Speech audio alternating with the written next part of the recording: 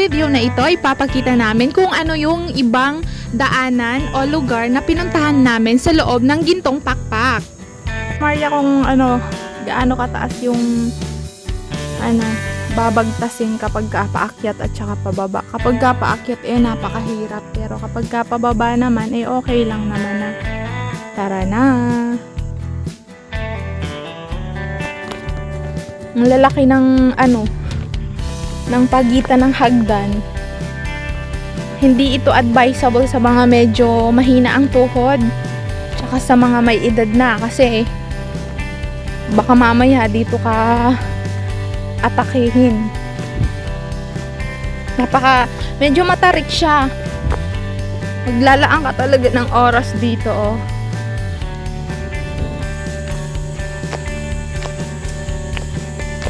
Nag-order kami ng mad mango doon. Nilantakan ko yung mad mango. Ang pagod ako. Diyan tayo dadaan sa baba. Diyan diretso. Bakit?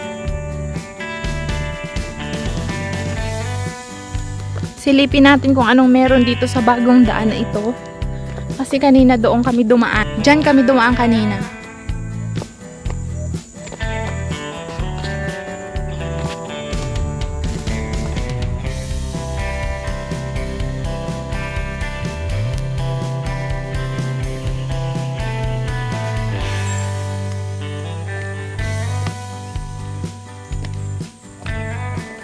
What? Wala man.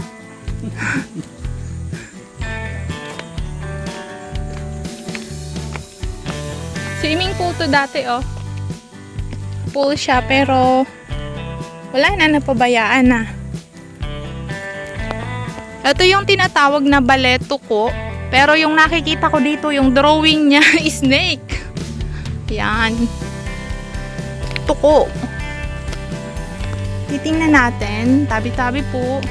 Meron siyang tuko, pero drawing lang siya. Meron siyang silong, yung bahay kubo. Pero snake yung drawing niya. Ito, snake siya. Ay, na siya? Sira na. Sira na siya, mga kamarya. Hala. Parang maano na. Meron siyang switch ng ilaw dito. Meron pa siyang ilaw, pero hindi na tayo makakapunta doon kasi nandun yung switch niya. Sira na siya, sira. So, dito lang tayo. Ballet tuko. Akala ko may tuko.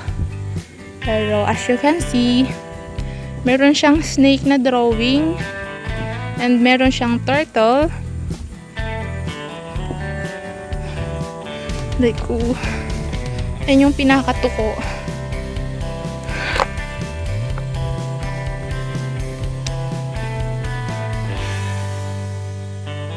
Daming mga halaman, nung pandemic, yung mga binibentang halaman katulad nito. Yan. Mga binibentang halaman yan. Pero nandito lang pala, libre. Pero hindi ako kukuha kasi baka pagalitan ako. Yun, yung mga malalaking dahon, nung pandemic, mahal din yan. Pero dito, libre lang. Yan. Yung mga purple na yan, binibenta, pero dito ang tataba. Wala namang dito. Wala namang tuko.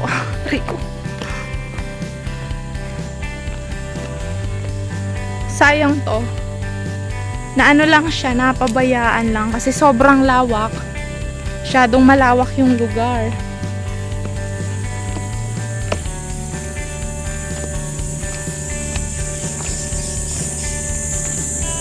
Ito, binibenta yan nung pandemic, ha. Ang mahal niyan. Pero dito, ganyan siya ang itsura.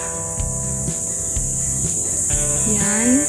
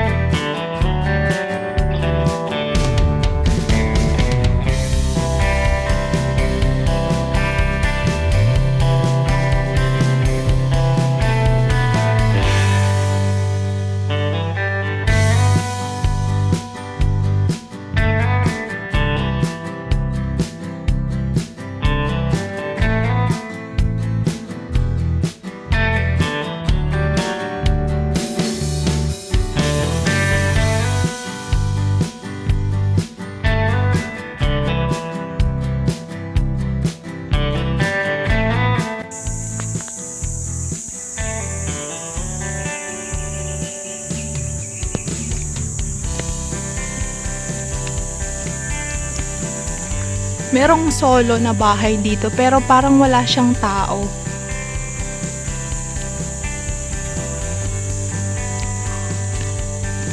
Nandito na ulit kami sa syudad. Mula sa taas papunta sa baba. Oo, balik.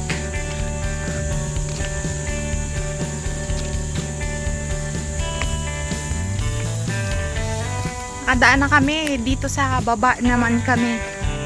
Nung paakyat, doon kami sa taas. Nung pababa, dito na kami sa baba.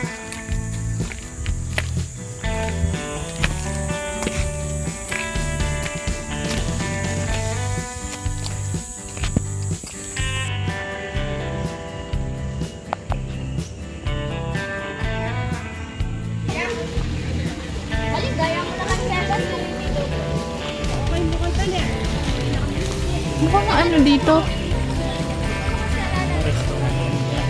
Yung yon?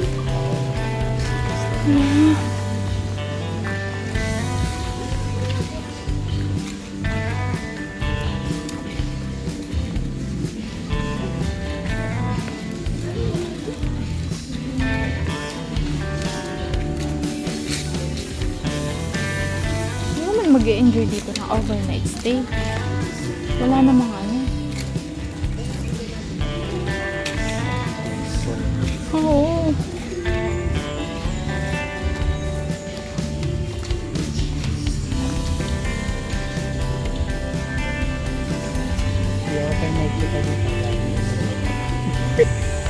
At dito na nga nagtatapos ang aming paglilibot dito sa Gintong Pakpak. Kami ay pauwi na, palabas na ng gate.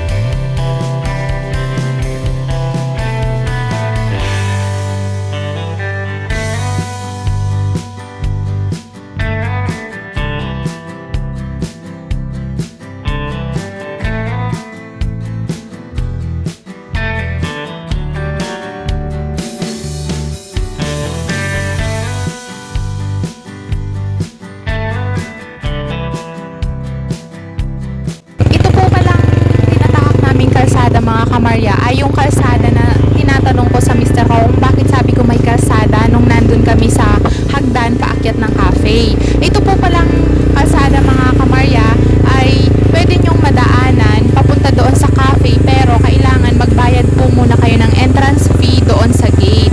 Tapos pwede nyo nang dalhin yung mga sasakyan nyo, motor, kotse, paakyat po doon sa cafe. Dito kayo dumaan sa kalsada. Medyo mataas nga lang po pero kayang-kaya naman po. Mag-iingat lamang po paakyat.